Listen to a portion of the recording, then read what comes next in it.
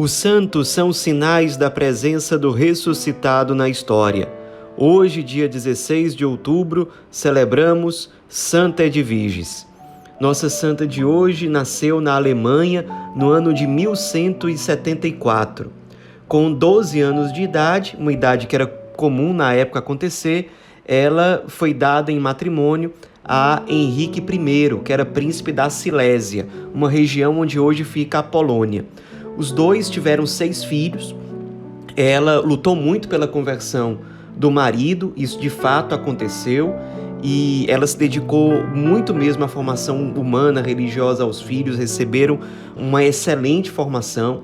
Ela sempre foi muito sensível e muito dada à oração, à penitência e à caridade. Ela tinha uma grande compaixão pelos pobres e ela era muito rica.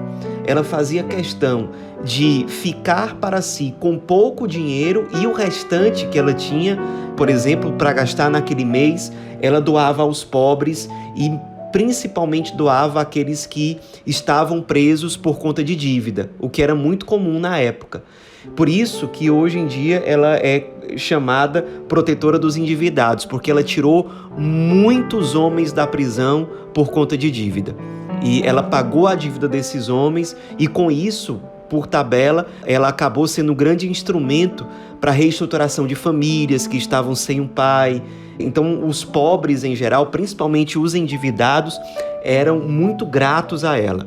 Ela não só doava dinheiro, mas ela fazia questão de muitas vezes servir pessoalmente aos pobres e deixar uma doação, se preocupava com a pessoa, visitava a pessoa na casa dela, se a pessoa estava doente, ela ajudava nos cuidados com aquela pessoa. Ela realmente era uma santa que tinha muito forte a virtude da caridade, o serviço para com o pobre. Quando o marido, o príncipe Henrique I, morreu, ela realizou o seu sonho, que era entrar no convento. A filha dela, chamada Gertrudes, era a abadesa desse convento, que ficava na cidade onde ela morava, em Trebnitz, ali na Silésia, onde hoje fica a Polônia. E no convento ela se destacou muito na obediência, na humildade, continuou tendo uma profunda vida de oração, de penitência, continuou servindo aos pobres, porque ela tinha o dote particular dela, que era uma fortuna, e ela continuou ajudando muito os pobres, os endividados, tirando pessoas da prisão. Era realmente uma santa muito sensível aos pobres. Também ela enfrentou uma provação, mas com muita serenidade, que foi a morte do filho Henrique II, que morreu durante uma cruzada.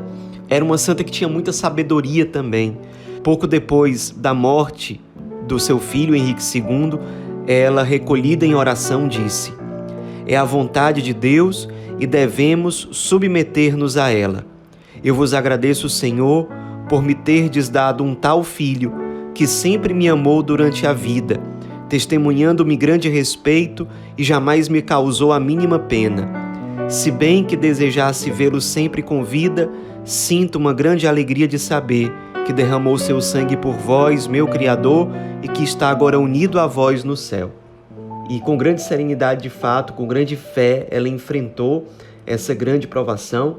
Depois de uma vida consumida, especialmente nos últimos anos, consumida pela oração e pela penitência, ela acabou morrendo no próprio convento no dia 15 de outubro de 1243. Sua canonização aconteceu apenas 24 anos após a sua morte. Hoje em dia, o corpo dela está enterrado lá no mesmo convento onde ela morou, o convento de Trebnitz, na Polônia. Muitas vezes ela é representada segurando uma coroa. Essa coroa representa tanto a sua origem nobre, porque ela nasceu numa família nobre, como também a sua condição de princesa. Muitas vezes ela também é representada segurando um livro que representa a excelente formação humana e religiosa que ela transmitiu tanto ao marido como aos filhos. Muitas vezes ela também é representada segurando uma igreja na mão direita, representando as várias igrejas e conventos que ela impulsionou a construção com grandes doações. Igrejas e conventos que ela construiu, mandou construir, tanto na Alemanha como na Polônia.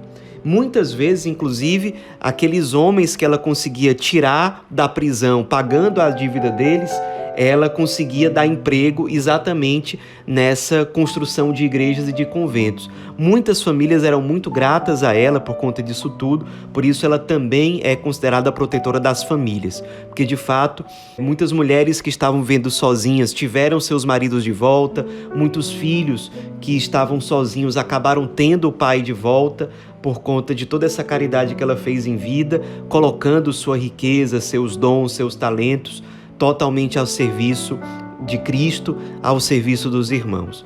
Nos inspiremos nessa grande mulher do século XII, um século de tantos santos, um século que nos deu São Francisco, que nos deu Santo Alberto Magno, que nos deu Santo Antônio, que nos deu São Boaventura, que nos deu Santo Tomás de Aquino. Nos inspiremos para que, como ela, para que na nossa condição de vida nós nos consumamos com alegria e especialmente com uma grande compaixão diante dos necessitados a quem nós somos chamados a ser resposta. Santa Edviges, rogai por nós.